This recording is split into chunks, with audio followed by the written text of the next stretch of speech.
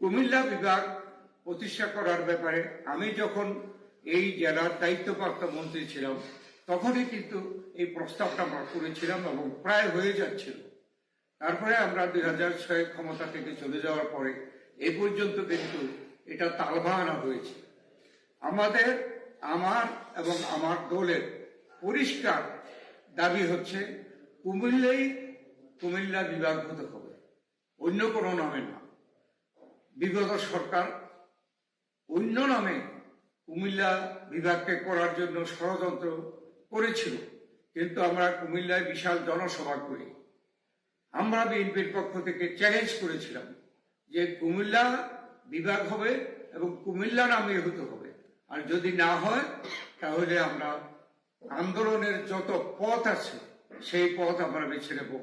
এই ঢাকা চট্টগ্রাম যে সড়ক রয়েছে এটা আমাদের এই বিভাগের মধ্য দিয়ে যাচ্ছে।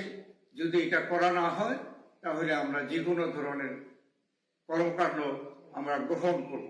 এবং সে কারণে কিন্তু আগের সরকার গোয়ার্তুমি করলেও কিন্তু কুমিল্লা নাম ছাড়া কুমিল্লা বিভাগ তারা করতে পারে নাই। ইনশাল্লাহ আমরা যদি জনগণ যদি আমাদেরকে ক্ষমতা দেয় তাহলে আমার প্রথম কাজটা হবে কুমিল্লার নামেই কুমিল্লা বিভাগ প্রতিষ্ঠা করা।